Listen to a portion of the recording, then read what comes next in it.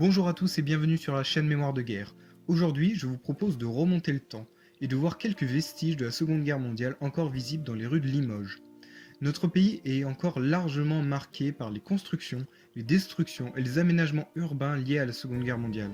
Nos côtes sont ponctuées de bunkers, nos gares recèlent encore des abris et certaines villes ont même été presque entièrement détruites et reconstruites, tout cela à cause du conflit. Tout ne s'est pas effacé, et je profite d'un séjour à Limoges pour vous présenter quelques témoins de notre histoire. Notre petit voyage commence sur l'avenue Victor Hugo. Sur cette voie passante, si l'on prête bien attention, on peut distinguer une inscription sur les murs d'un immeuble. Presque entièrement effacée, on lit pourtant abri en lettres capitales, surmontant le nombre 30, indiquant la capacité maximale d'accueil. Il y a 80 ans, cet immeuble servait en cas de bombardement. La défense passive, mise en place au milieu des années 30, avait érigé pour chaque agglomération un plan pour abriter les populations en cas d'alerte aérienne. L'augmentation du nombre d'avions et de leur capacité en armement avait en effet rendu la menace venue des airs importante. Le personnel de la DP devait guider les populations vers des abris bétonnés ou des caves aménagées lorsque les sirènes retentissaient. La tâche de ces hommes était d'aider les populations au maximum, puis de participer au déblaiement des villes. Heureusement pour Limoges, la ville n'a été que peu touchée par les bombes, ce qui explique d'ailleurs la présence de nombre de bâtisses anciennes, notamment dans le quartier des Bouchers. Notre prochain arrêt est le lycée Gay-Lussac. Celui-ci a abrité en 1940 des réfugiés venus d'Alsace-Lorraine ainsi que des juifs étrangers venus de toute l'Europe. Mais ce qui nous intéresse se déroule 4 ans plus tard, à l'été 1944. Le lycée est alors réquisitionné par la milice française qui prend possession du lieu pour le transformer en caserne.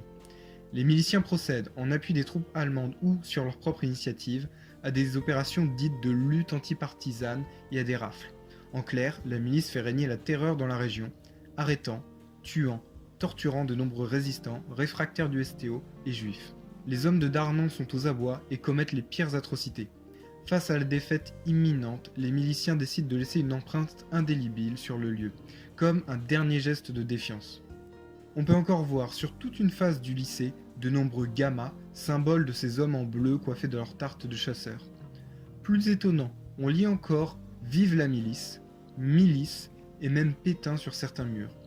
Certaines inscriptions ont été quasiment entièrement effacées et il est impossible de les déchiffrer ou uniquement partiellement.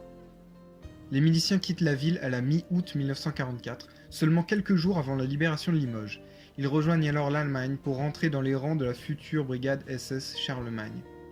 Les inscriptions, faites au goudron, n'ont pu être entièrement cachées à la libération et témoignent encore aujourd'hui du passage des bourreaux, là où aucune plaque ni inscription ne rappelle le sort des victimes. On remarque également ce que je pense être des gammas de la milice, mais à confirmer cependant, sur les murs de la cour d'assises de Limoges. La maison d'arrêt de Limoges, elle aussi, servit aux miliciens à enfermer et à interroger par la torture résistants et juifs, dont le rabbin Dutch. Celui-ci, en plus d'avoir réuni les juifs réfugiés dans la région de Limoges dans une petite communauté, a permis à plusieurs familles d'échapper à certaines rafles. Une plaque rappelle le sacrifice et la bravoure des prisonniers de ce lieu sous l'occupation. Dernier lieu de notre voyage, la rue Édouard Vaillant. À la Libération, dans toute la France, de manière plus ou moins importante, s'opère un processus d'épuration dite sauvage. Cette chasse à la sorcière vise les collaborateurs présumés ou avérés, mais est également le moyen de régler ses comptes. On arrête, on juge, on tue, tous ceux désignés, à tort ou à raison, et je ne rentrerai pas dans ce débat, comme ennemis de la nation. La violence continue donc un temps, orchestrée cette fois par une partie de la résistance, souvent ceux de la 25e heure par ailleurs. Dans cet immeuble, des résistants ont trouvé un milicien qui se cachait. Arrêté sur le champ, il est roué de coups. Le groupe exhibe alors le collabo sur le balcon de l'immeuble. Ils le pendent par les pieds. Les résistants se placent de l'autre côté de la rue, arment leurs stènes et déchargent leurs armes sur l'homme. Le bâtiment et l'homme sont criblés de balles. On ressent véritablement toute la haine et la folie collective qui s'est emparée de ces hommes quand on constate l'énorme dispersion des projectiles. C'est assez impressionnant, des morceaux de la façade ont été complètement enlevés par les tirs. Voilà, c'en est tout pour ce petit voyage dans les rues de Limoges, j'espère que cela vous aura plu. J'ai parlé de plusieurs sujets sensibles dans cette vidéo, je vous demande donc de ne pas vous enflammer dans les commentaires, de rester respectueux et constructif. Enfin, je ne suis pas spécialiste de l'histoire de Limoges, donc si vous avez des précisions, des rectifications ou d'autres histoires en lien avec la ville, n'hésitez pas. Encore une fois, les sources, tant documentaires qu'iconographiques, sont dans la description. Sur ce, je vous dis à la prochaine, salut!